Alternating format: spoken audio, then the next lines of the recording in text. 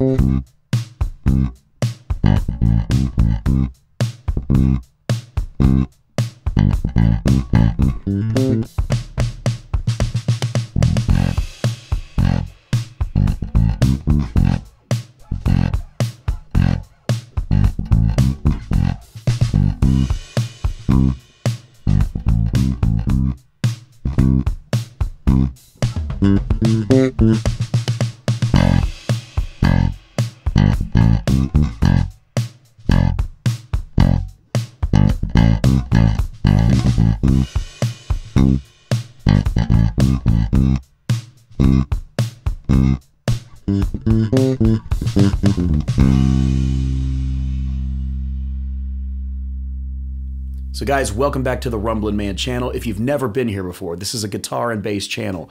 We review and compare guitars, basses, pedals, amps, whatever it might be.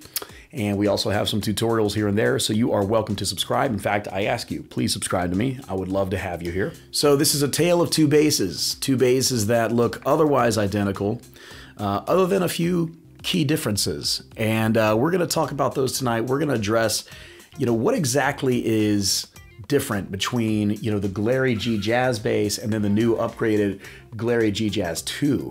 So you can get this one at $89 direct from Glarry, this one at $159 direct from Glarry.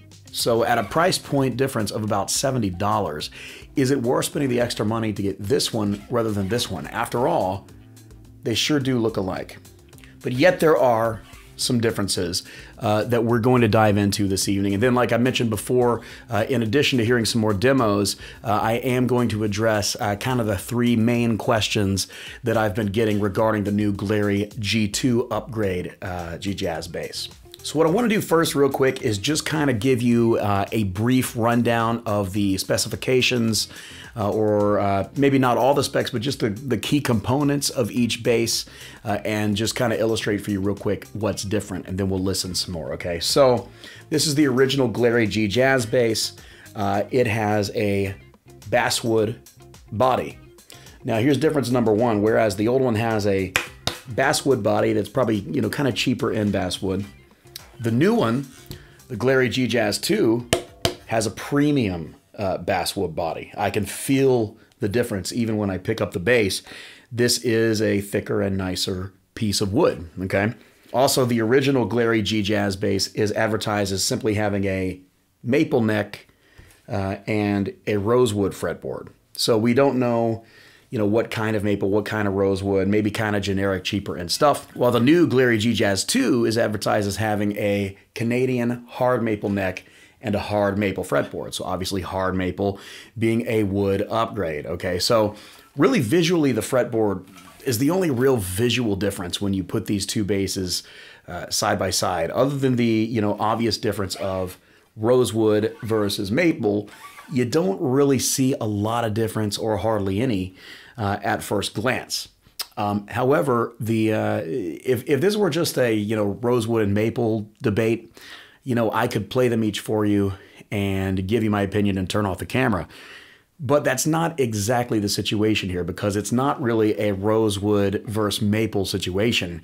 It's more of a unupgraded versus upgraded situation. So let's talk about another important feature on bass guitars, and that would be the nut. Now the nut is this white piece that you see toward the headstock that the strings run through on their way up to the tuning machines. The nut traditionally in Fender basses of old was usually made of bone, okay? Now, because of different, just a couple different factors, you know, that are not really worth going into, it's been more popular in recent years to use plastic or synthetic bone nuts, okay? So this original Glarry GJazz Bass 2 has a, I could just tell it's a plastic nut, you know. I don't even know if it's synthetic bone. It looks plastic and feels plastic to me. But with the GJazz 2, they did upgrade the nut, and you get a real 100% bone nut on your bass guitar. That's a pretty cool upgrade. There's also the strings, okay? I always say in my videos, you know, if you don't like how your bass is feeling and sounding, before you do anything, just change the strings, because sometimes that in itself actually makes a world of difference, and many people can tell you that.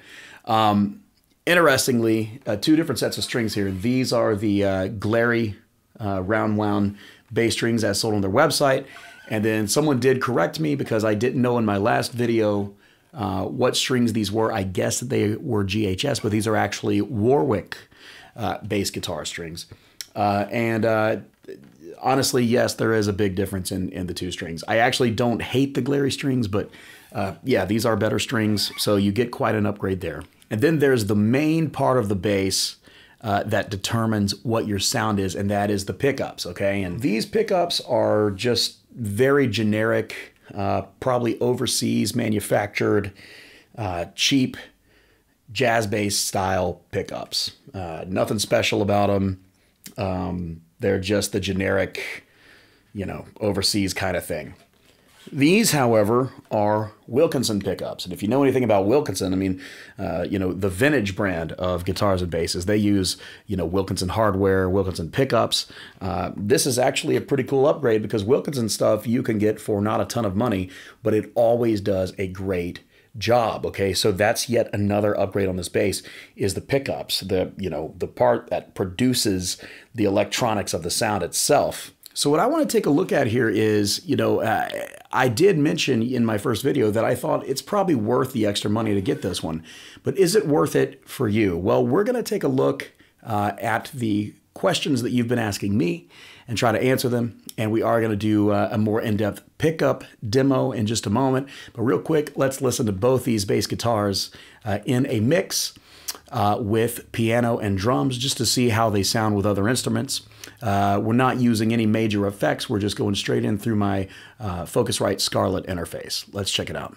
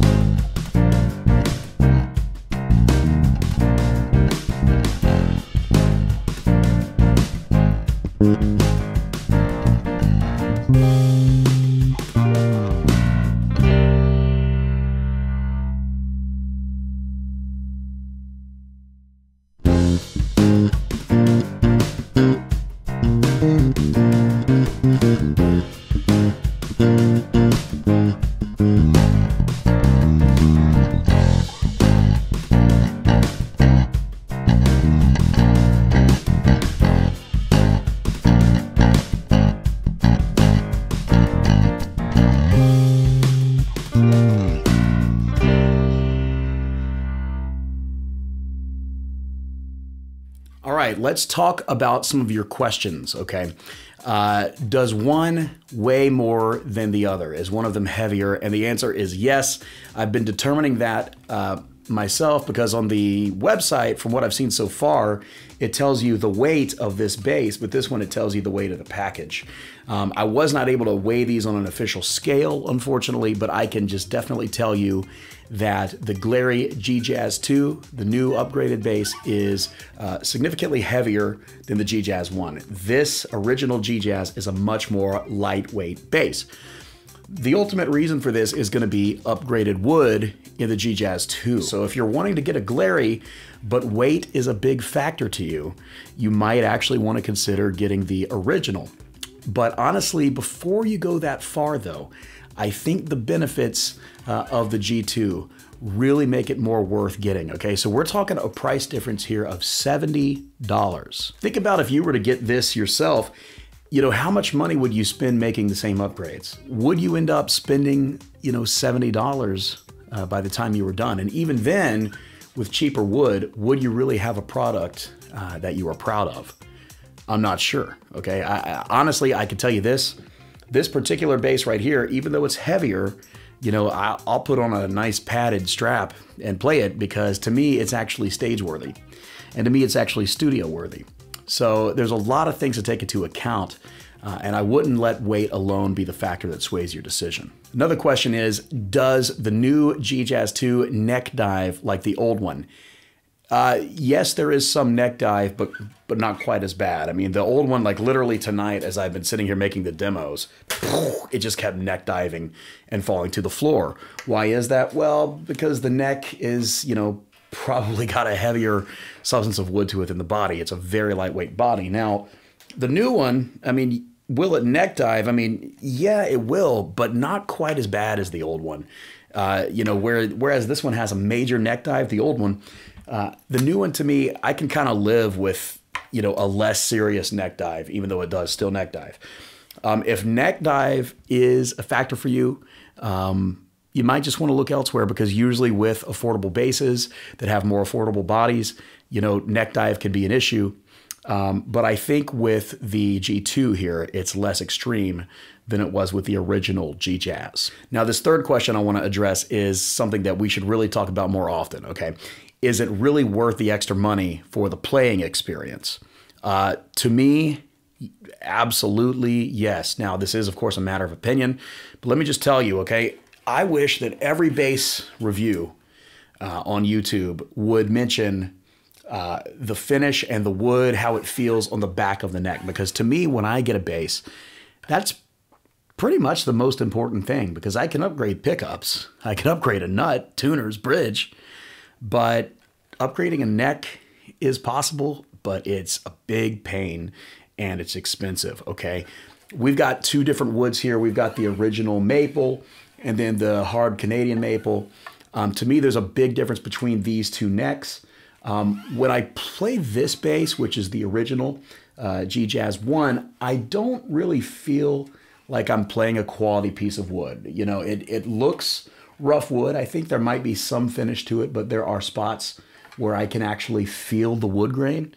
And it's just not really a quality neck. In addition to that, on the GJazz 1, the fret job, I'm not digging the fret job. I can feel a lot of fret ends, some of them kind of sharper. It just doesn't really feel like a quality setup whatsoever. Now, you could fix that with a new setup, but, you know, do you want better performance out of the box or not? Whereas on the new upgraded, you know, Glarry GJazz 2 bass guitar, to me, the neck feels really smooth.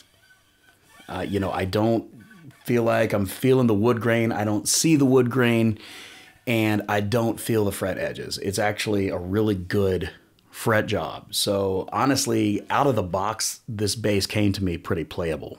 The nut width is the same on both basses.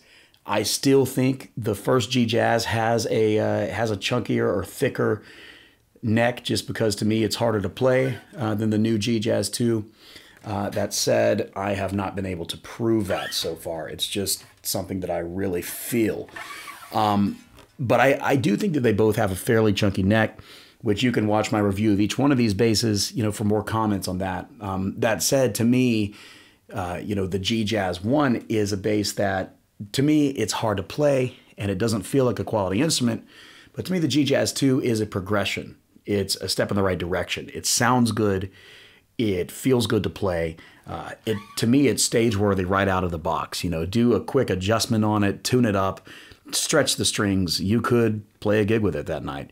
The GJazz 1, personally, without some significant upgrades, such as different pickups, strings, and tuners, and also maybe sanding the neck down to an extreme, I would probably never play the GJazz 1 on stage. So those are answers to your questions based on the info I have available. But what about just listening to each pickup naked on each bass guitar? Okay, well, in the first two demos we already heard, we started with the GJazz 1 and then went to the GJazz 2. This demo is going to be different. We're going to start with the GJazz 2, starting in the bridge position, then go to the GJazz 1 in the bridge position. Likewise with the middle and neck positions. We're going to listen to the pickups in every position, raw, no effects other than possibly some light compression or reverb. And you're going to get to listen to me play both, and you're going to hear just the bass guitar. So without further delay, let's hear these Wilkinson pickups versus these Glarry pickups.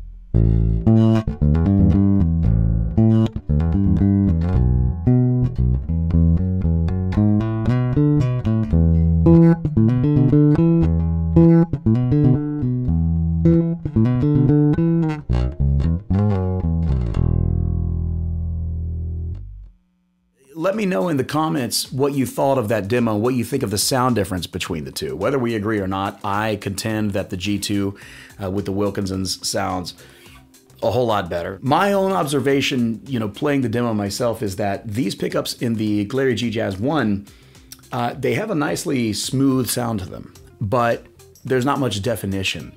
When you listen to both pickups at the same time, the sound that a jazz bass is mostly known for, to me it kind of muds out. It has a kind of a warmth that's a little too warm. Actually, I wouldn't even say warmth, I would say a little bit of darkness to it. A little bit of darkness that just doesn't have enough high-end and high-mid articulation. Also, in my own experience with the Glarry GJazz 1, it gets lost in a mix. It just doesn't really hold its own weight. With the new GJazz 2, however, I feel that the pickups in all positions give you traditional jazz bass performance. I'm not crazy about the neck pickup sound, but I like the bridge pickup sound, and I like both pickups together. And I may even change my mind about the neck pickup sound at some point. To me, this bass holds its own in a mix. Just check out my review of it. I played it, in a mix and in a couple other settings. And I think, just to echo what I said earlier, I think this bass is stage worthy, and I think it's studio worthy as well. So the price difference between these two basses is $70. Okay, if $70 isn't a big deal, if you can cough up an extra $70 for a bass that, out of the box has better playability, better sound, better components, and will hold up longer, then I'd say you definitely want to get the G2. However, if some of the things that to me are pros are not a big deal to you, like if maybe you do your own setups, so a not as good setup isn't a huge deal to you, maybe you are into neck finishing or you like really raw feeling necks, or maybe weight is an issue for you, then honestly, if you were to get the GJazz 1, it's really not a big deal because it's still fine. What I'm saying is the GJazz 1 is not horrible. It's just by comparison not as good a bass. So if you get one and you don't like it, you can't say I didn't warn you. But if you get one and you do like it, you can say that I tried to highlight some good things for you and tried to help that decision. Okay, so if you've gotten value out of today's content, please give me the thumbs up button. Make sure you subscribe because we got more videos, coming here on the Rumbling Man channel. And I do want to thank Glarry for collaborating with me on these videos. And I hope we get to work together again soon so I can show you guys some of these cool budget instruments they make. And got a lot of other great things coming up. So make sure you stay tuned here to the Rumbling Man YouTube channel. The next thing I plan to visit involving the Glarry GJazz 2 is how does it sound with flat wound strings? maybe a rounds and flats comparison. Is that over the horizon? I'm thinking it is, so make sure you stay tuned for that as well. Okay, guys, thank you so much for watching this video. I hope it was helpful to you, and I will see you on the next one. Thanks.